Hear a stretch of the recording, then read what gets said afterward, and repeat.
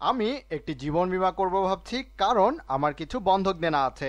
আবার আমার ছেলেটাও ছোট, আর আমাদের আরেকটি বাচ্চা হবে। তাই আল্লাহ না করুক আমার যদি কিছু হয়ে যায়, তবে আমি চাই যেন তারা বন্ধকের টাকা পরিশোধ করতে পারে এবং অবশিষ্ট টাকা দিয়ে জীবন ধারণ ও পড়ালেখার খরচটা বহন করতে পারে।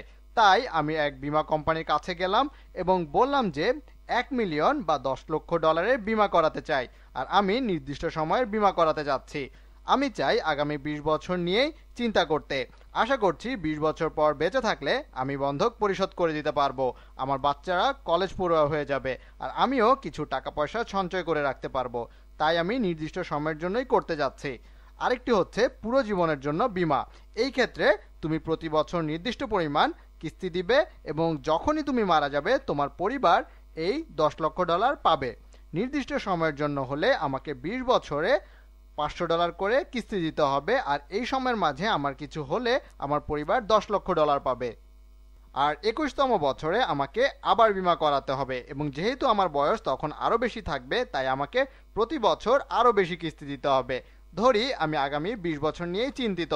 এই ভিডিওতে যা করব তা হলো কোম্পানি আমাকে যে হিসাব দেখালো তার ভিত্তিতে নির্ণয় করা আমার আগামী 20 বছরের মৃত্যুবরণ করার সম্ভাব্যতা তারা কত ধরছে। তাহলে আমরা নির্ণয় করছি যে সালমানের আগামী 20 বছরে মারা যাওয়ার সম্ভাব্যতা, এবং এর ভিত্তি হচ্ছে আমার বীমা কোম্পানি আমাকে কি বলছে, মানে তাদের হিসাবে আমার মৃত্যুর সম্ভাব্যতা কত হলেও তাদের মুনাফা হবে। এটি হিসাব করার একটি উপায় হলো তারা বীমার সময়কালে কিস্তিতে কি পরিমাণ টাকা পাচ্ছে তাকে আমার বীমা দিয়ে ভাগ করা। তারা এখানে প্রতি বছর পাচ্ছে $500 গুণ 20 বছর, অর্থাৎ $10,000 বীমার পুরো সময়কালে। আর এখানে আমার বীমা হচ্ছে $10 লক্ষ, এখানে আমার বীমা হচ্ছে $10 লক্ষ। তাহলে এখানে কি পাচ্ছি? এই শূন্যগুলো কাটা গেল, এরাও কাটা যাচ্ছে। আমরা পাচ্ছি $1 কিস্তি প্রতি $100 বীমার জন্য। আমি লিখে নিচ্ছি, আমরা পাচ্ছি $1 কিস্তি প্রতি $100 বীমার জন্য।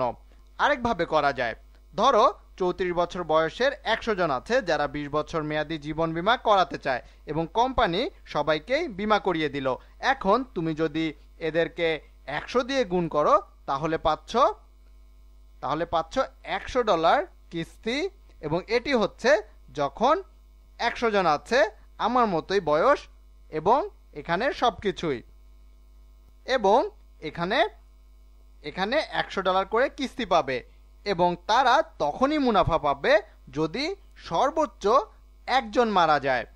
তাহলে তাদের ক্ষতি হবে না যদি মাত্র একজন মারা যায়। একভাবে বলা যায় যে তারা প্রতি $100 বীমার জন্য $1 কিস্তি পাচ্ছে, বা বলা যায় যে 100 জন যদি এই বীমা করায় তবে শুধুমাত্র একজন মারা গেলে তাদের মুনাফা হবে। তাহলে তারা বলতে চাচ্ছে যে এর কোম্পানির কোনো ক্ষতি হবে না, শুধুমাত্র যদি আমার আগামী 20 বছরের মৃত্যুবরণের সম্ভাবনা কম হয় বা সমান হয় 1/100। আমি আবার বলছি, এই কোম্পানির ক্ষতি হবে না শুধুমাত্র যদি আমার আগামী 20 বছরে মৃত্যুবরণের সম্ভাবনা কম হয় বা সমান হয় 1/100। কিন্তু এটি তো বীমা কোম্পানি, আর তারা মুনাফা করতে যাচ্ছে। তাহলে তারা মনে হয় আমাকে এমন একটি প্রস্তাব দিচ্ছে, কারণ তাদের হিসাবে আমার মৃত্যুবরণের সম্ভাবনা আরও কম, হয়তো 1/200 বা আরও কম। মানে তারা হয়তো প্রতি $100 কিস্তির জন্য তারা আরও বেশি মানুষকে বীমা করাতে পারবে। এইভাবেই চিন্তা করা যায়।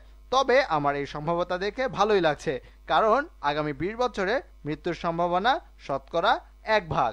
শুভ লক্ষণ।